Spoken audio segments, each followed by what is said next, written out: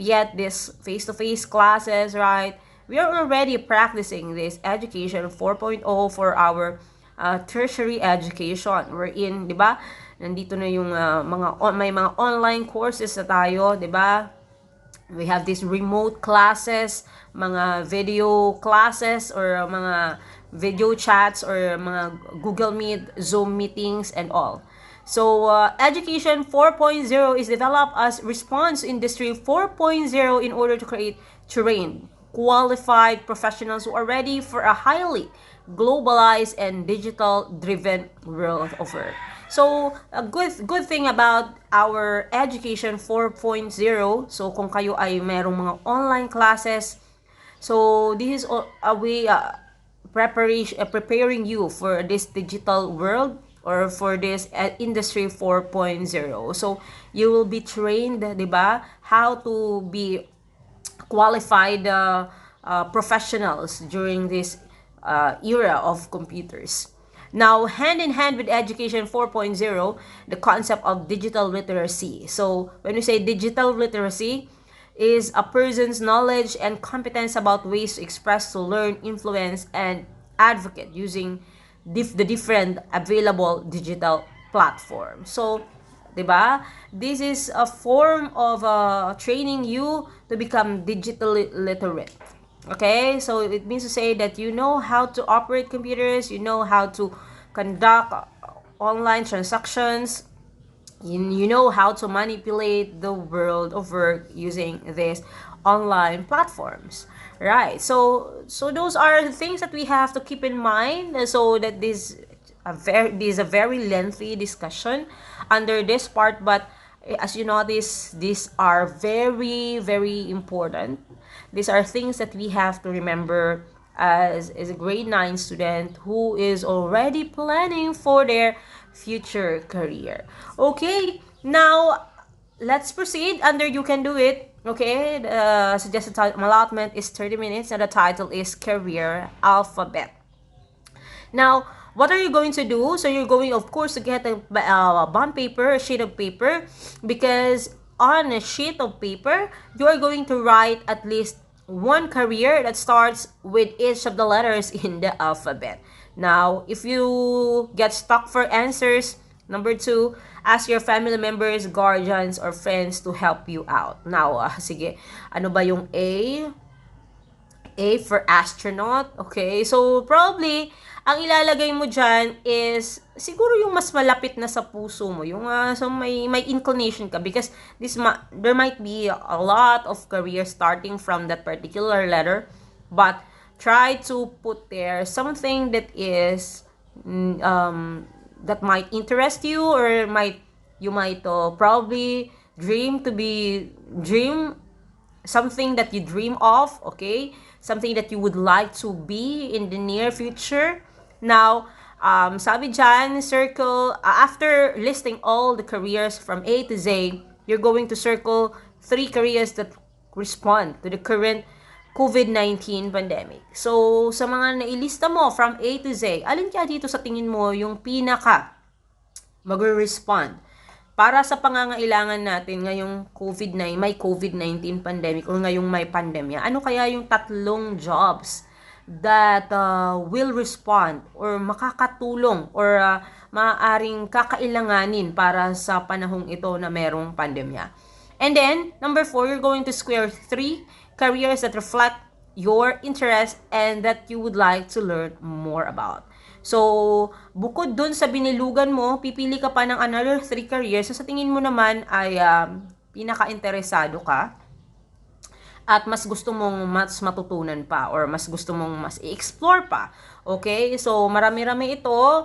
So, siguro, you can write as many as you can. Do not limit yourself from just writing one career per letter. Kung marami ka namang alam, like for example, for letter A, and dahil mo namang alam na mga careers, why not list it down, right? So, write as many as you can. So, at least meron ka ng listahan ng mga careers na pwede mong pagpilian.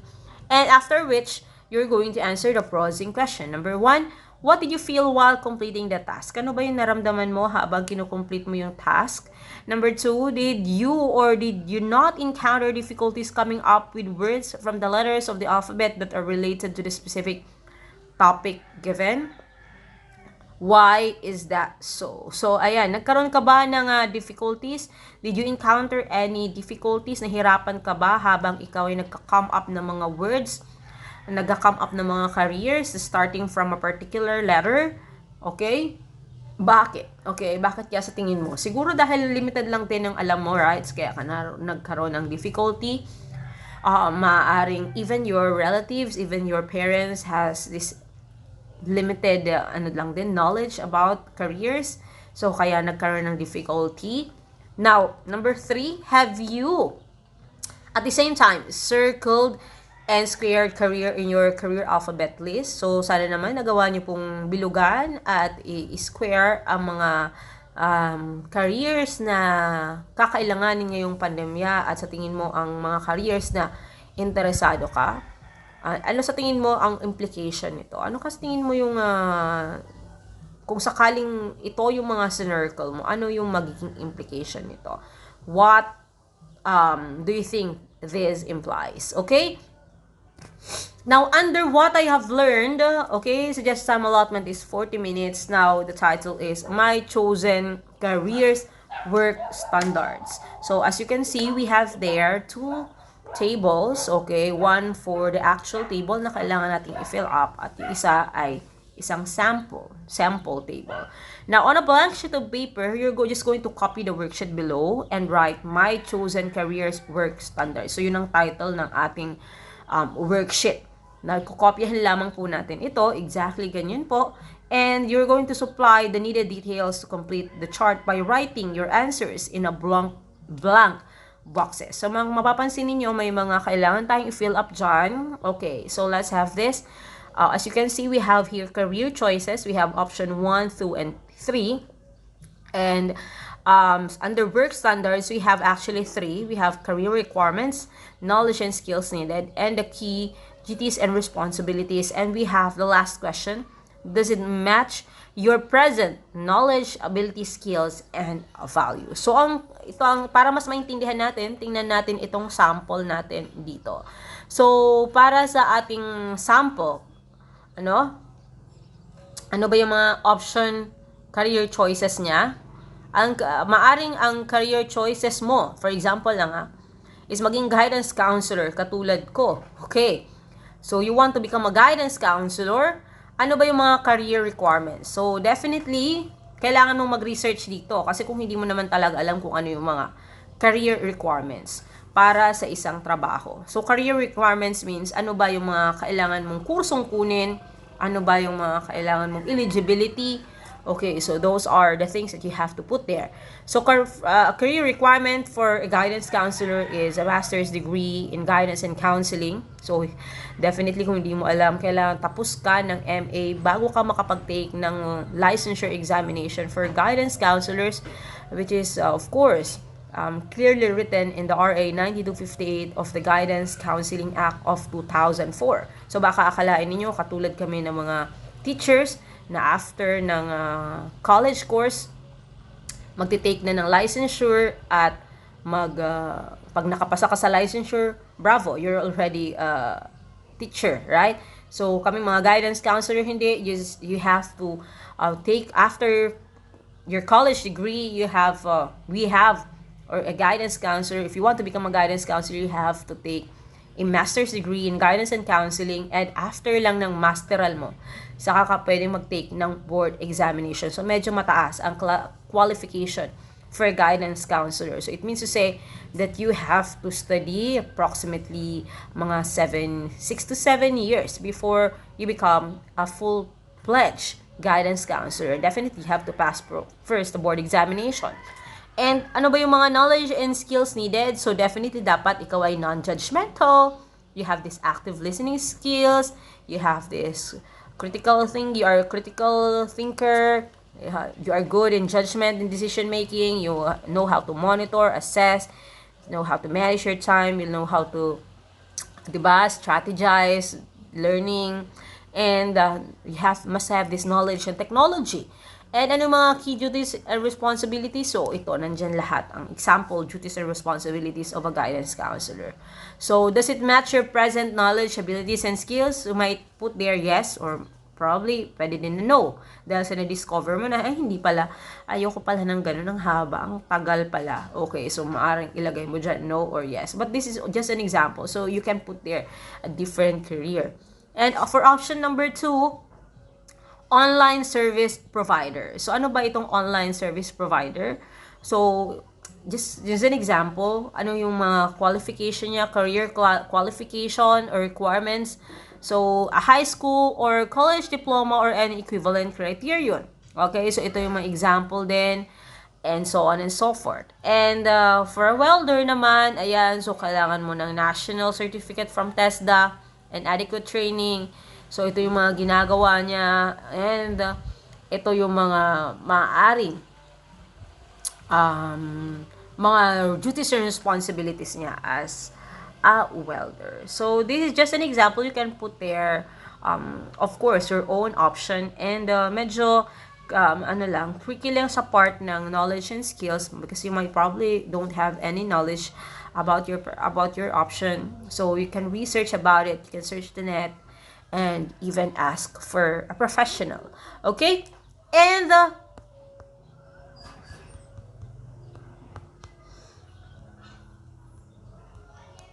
of course, under share your thoughts and feelings, suggested time allotment is 20 minutes. Now, you just have to answer, okay, these questions. Number 1, what positive attitude should you need to have in choosing your career? Explain. Ano ka sa tingin mo yung mga attitude? Okay? Positive attitude na kailangan mo para sa pagpili ng isang career. Okay? Hatingin mo, ano ba yung mga kailangan mong ugali? Okay? Magandang pag-uugali para makapili ka ng iyong career. At paki-explain ito sa iyong sagutang papel. And number 2, how does chosen career contribute in the betterment of our country? So, paano kaya sa tingin mo nakakatulong itong mga career? Okay, paano ito nakakapag-contribute para sa ikabubuti ng ating bansa? Okay, for the betterment of our country, para sa ikauunlad ng ating bansa, paano kaya nakakatulong ito? Okay, ang iyong mga piniling career. And number 3, what do you think is the significance of doing work assessment in choosing your career? Ano ka sa tingin mo yung kahalagahan ng pag-assess or pag-evaluate ng mga pinili mong career? Diba? Tinitingnan natin kanina yung ginawa natin. Naglagay tayo ng option 1, 2, and 3. We try to evaluate the responsibilities. Ano ba yung mga career, ano ba yung mga key requirements sa isang profession. So, those are ways of evaluating. So, isa yun sa pamamaraan para ma-evaluate natin ang isang career. Tama ba? So, ano kaya sa tingin mo yung kahalagahan nito? Okay? Sa pagpili mo ng career. Okay? So, ayan po ang ating share your thoughts and feelings. Now, the assignment we have here, the title is Growing in Gratitude. This is good for 25 minutes. So, on a clean sheet of paper or bond paper, kailangan mo mag-drawing ng isang kahoy. Draw a tree. Now, inside the tree, kailangan mong isulat yung mga attitudes and skills of frontliners. Ano ka sa tingin mo yung mga ugali at mga skills na dapat meron ang isang frontliners? Sino ba ang mga frontliners? Definitely, sila yung mga health workers, OFWs, delivery people, police, and military officers, store clerks, garbage collectors. Ang dami ng mga frontliners natin. Or sila yung mga nagtatrabaho pa rin kahit na merong pandemya. Di po ba? Kahit may COVID-19. So, ano ka sa tingin mo yung mga kailangang mga attitudes and skills ng mga frontliners? And na pinapasalamatan mo. That's something that you are grateful for. Okay? Na pinagpapasalamat mo na meron sila nito. Ano ba yung mga ugali or mga skills na meron itong mga frontliners that you are grateful for? Okay? Ilalagay natin ito sa loob ng tree. And number 3, ayan, you're going to write down the career of frontliners that inspire you most at the bottom of the tree. Write down the career of frontliners. Ano bang frontliner ang gusto mo? Okay? Na mas na nakakapag-inspire sa iyo at ilalagay natin ito sa bottom, sa ilalim ng tree. And finally, number 4, you're going to write a sentence expressing your gratitude for all frontliners. So, kailangan mo lang gumawa ng sentence, ayan, kung saan ini-express mo yung gratitude or yung pasasalamat mo sa mga frontliners na ito. Dahil sa kanila, di ba, sa gitna ng pandemya, sa kabila ng dinaranas nating crisis ngayon, still nandyan sila. Ano ba yung gusto mong sabihin sa kanila? And number 5, answer the prosing questions on the same sheet of paper. Ayan. For the prosing questions, you just have to answer this same sheet ng paper. Maaring kung meron pang space sa baba or sa likod. Ayan. You're going to answer this number 1. How can we show our appreciation to our frontliners? Paano mapapakita ang pag-appreciate? Paano mo maipapakita na ang pasasalamat mo sa mga frontliners natin? And number 2, give one thing that you are thankful for every day. So, magbigay ka ng isang bagay na kung saan ipinapasalamat mo ito. Okay, sa araw-araw. Okay, something that you are thankful for every day. And number 3, in your opinion, why do you have to practice gratitude often? So, sa tingin mo, ano ba ang dahilan bakit kailangan nating magpasalamat lagi? Kailangan nating i-practice itong gratitude, okay? Parati. Ano ba ang kailangan? Bakit ba kailangan nating magpasalamat lagi? And, of course, for the additional activity, ayan, meron tayong additional activity. Medyo sabi ko nga, mahaba-haba ang module na ito because this module is good for 3 weeks. So, you don't have to rush. So, take time in answering this. So, bigyan ng oras ang pagsagot sa kada part ng mga module. So, if you're done answering one part, so huwag mo masyadong exhaust ang sarili mo na magpo-proceed ka na sa sunod na part. Because again, this is good for 3 weeks. Okay? Now, for the additional activity and for the last part, of course, of this module, the title is, What's in your future pocket? Okay? Bulsa. Ano ba yung nasa bulsa mo? Future pocket. Now, on a sheet of paper or bond paper, you're going to draw something that resembles a pocket. So, drawing ka lang ng bulsa or pocket. And write inside the drawing of your future pocket the values, benefits, or rewards. Okay? Aside from money that you want to achieve from your future career. Ano ba yung mga gusto mong makuha, ma-attain, ma-achieve sa gusto mong future career?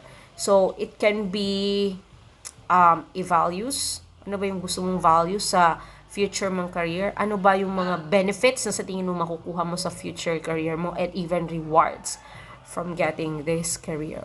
Okay? Ilalagay mo yun sa loob ng pocket na dinrawing mo. And for the prosing question, you have to answer this. Number 1, why did you write the values that you choose inside your future pocket? Bakit sa tingin mo yun ang inilagay mong values?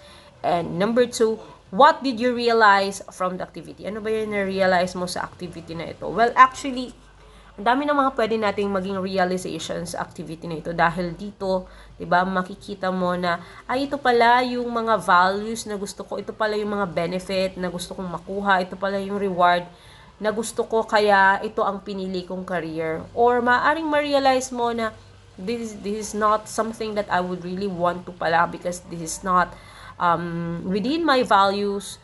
This is not the kind of reward that I would like to have someday, or medyo kulang pala yung benefit na maaaring makuha ko sa career na ito. Something like that. So you can have a lot of realization. It can be a negative one or a positive one. So just try to write everything on that pocket, okay? And just have to be real, just have to be who you are, diba? And be as honest as you can in answering this module. Anyway, there will be no judgment. So, ikaw yan eh. Nasa sa yun naman talaga yan kung ano yung gusto mo. So, kung ito yung gusto mong maging career balang araw, so walang pipigil sa'yo dahil module mo yan, output mo yan. It's all up to you kung ano yung ilalagay mo. So, as much as you can, as long as you can, I mean, express yourself, your opinions, your likes, diba? Your values in answering this module, it would be perfectly fine.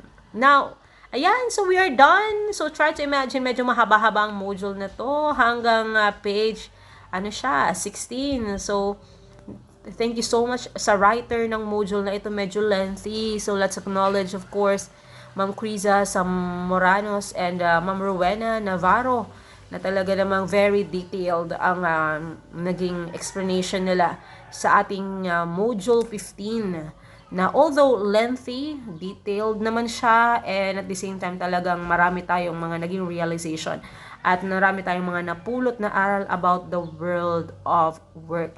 So somehow, nabigyan tayo dito ng idea na ito pala yung mga kailangan kong malaman at ito pala yung mga kailangan kong alamin tungkol sa isang career, and these are the things that I have to, kumbaga, to keep in mind in case that I am going to choose my future career. So that would be all for our module 15. Again, thank you so much for watching this video, and of course, please do not forget to subscribe kung hindi pa tayo nakapag-subscribe sa ating channel, dahil dito sabi ko nga lahat ng mga modules na kinakailangan ninyo ay ating ina-upload. So kung wala pa tayong na-upload na mga previous modules, so it means to say na wala pa akong nakukuhang kopya, okay, ng module na yon. So I am just trying to upload already modules na meron akong copy. So para in case man na kailanganin niyo na ng explanation, ng guide para sa pagsagot ng module na ninyo ay ready na ito sa ating YouTube channel. So, thank you so much again. This is Ma'am Terebena